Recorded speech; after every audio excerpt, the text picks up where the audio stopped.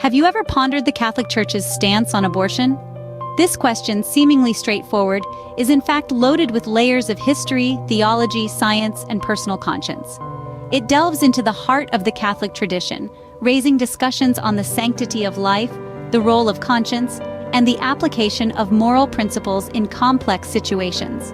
The Church's position, rooted in centuries-old teachings, continues to evolve in response to scientific advancements and societal changes. Yet it remains a source of intense debate both within and outside the Catholic community. It's a topic that demands a nuanced understanding and an open mind. So let's embark on this journey of exploration together, unraveling the intricacies of the Catholic conscience on abortion. Join us as we delve into the evolution of the Catholic Church's position on abortion, from early teachings to modern interpretations. The Catholic Church's opposition to abortion dates back to the 1st century. Early Christian teachings were unequivocal in their condemnation of abortion, viewing it as a morally evil act. This stance has been steadfast, with a lineage of thought that threads its way through the centuries. Prominent theologians like St. Augustine and St. Thomas Aquinas played crucial roles in shaping the Church's stance. Their writings and teachings echoed and amplified the Church's view, affirming that every life, from the moment of conception, is sacred and must be protected. St. Augustine, a towering figure in the early Church, held a belief that abortion was a grave sin. Similarly, St. Thomas Aquinas, known for his comprehensive theological framework, also echoed this sentiment. Their teachings have had a significant influence on the Church's position, which has remained consistent over the centuries. Aristotle, the ancient Greek philosopher, also left an indelible mark on the discussion. His theories on embryology, despite being eventually discredited by the discovery of the human ovum in 1827, had a profound influence on how early Christians understood conception and life. Aristotle's belief that the human soul entered the body at 40 days for males and 90 days for females was adopted by many early Christian thinkers. Nevertheless, despite these influences, the Church ultimately rejected Aristotle's staged approach to the ensoulment and held firm to the belief that life begins at conception. The Church's early teachings and the influence of key thinkers set a foundation that has carried through to the present day. Despite various influences, the Church has maintained that abortion is gravely wrong at every stage. This belief, rooted in the concept of the sanctity and dignity of human life, has shaped the Church's position on abortion and continues to guide its teachings and social doctrine. Moving from the early teachings to biblical foundations, the Bible, while not explicitly mentioning abortion, provides principles that guide the Catholic Church's stance on the matter. The belief in the sanctity of life is deeply rooted in the Scriptures.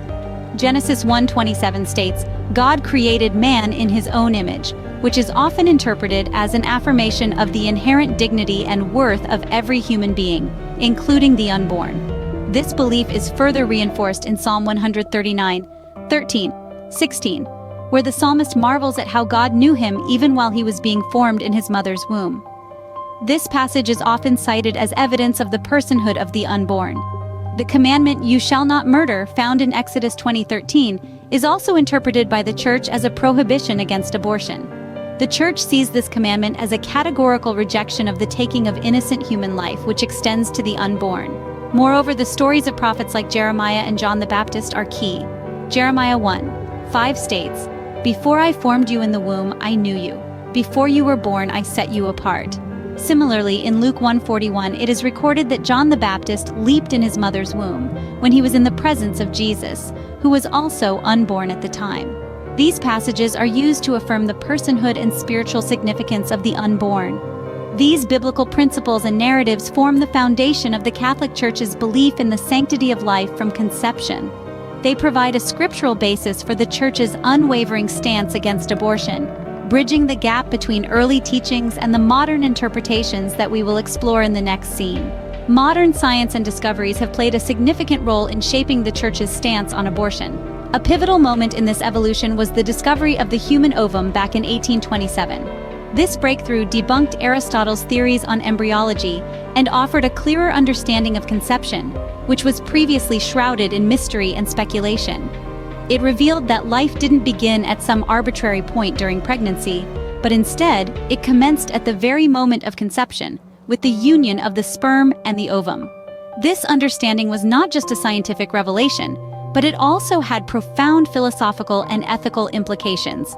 It affirmed the Church's long-standing belief in the sanctity of life from the moment of conception, reinforcing its opposition to abortion.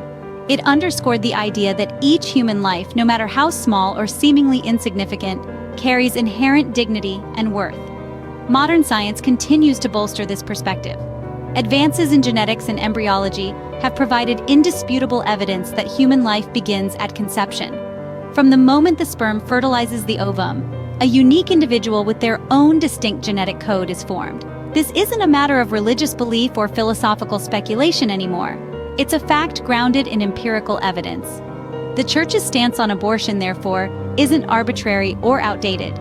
It's rooted in a deep respect for human life and dignity, informed by both theological understanding and scientific knowledge. It upholds the belief that every individual, from the moment of their conception, is a unique and valuable being deserving of respect and protection. The Church's stance is rooted in the belief that every human life possesses inherent dignity and must be treated with respect. The current landscape of abortion legislation and moral debates present a more nuanced picture. In the United States, the Supreme Court's consideration of cases that could potentially overturn landmark decisions like Roe v. Wade has led to a flurry of legislative activity. Republican state lawmakers in places like Texas, Tennessee, and Missouri have introduced stringent anti-abortion measures, imposing severe restrictions and punitive measures against women seeking abortions. However, Catholic moral theologians and ethicists caution against such moral absolutism. They emphasize the principles of prudence, the common good, and addressing the root causes of abortion. They argue that the idolization of the abortion issue, lack of understanding of Catholic moral tradition, and the failure to support women and children with social services only serve to complicate the issue further. The concept of epikeia and probabilism also come into play, offering tools for navigating moral dilemmas. Epikeia is a principle that allows for exceptions to a law in cases where adhering to the law would lead to an unjust result. Probabilism, on the other hand, is a method used in moral theology that allows for the choice of a morally safe course of action in cases of doubt. These concepts highlight the need for a well-formed conscience through prayer, study, and community dialogue. They reflect the complexity of the abortion debates and underline the need for a more nuanced and holistic approach. Abortion is not just a legal or medical issue, but also a social, economic, and moral one. While maintaining its opposition to abortion, the Church also emphasizes the importance of addressing the root causes of abortion and supporting women and children with social services. It's a call to look beyond the surface, to understand the circumstances that lead to such decisions, and to offer compassion and support wherever possible. It's a call to uphold the dignity and worth of every human life, at every stage and in every condition. The Catholic Church's stance on abortion is a complex topic with historical roots and modern implications. We've journeyed through the historical teachings of the Catholic Church on abortion, from its early condemnations in the 1st century to its continued affirmation of life's sanctity in the face of modern debates and dilemmas. We've seen how prominent theologians like St. Augustine and St. Thomas Aquinas have shaped these beliefs, and how the discovery of the human ovum in 1827 further illuminated our understanding of conception and life's inherent dignity. In this exploration, we've noted the Church's steadfast belief in the sanctity of human life, from conception to natural death.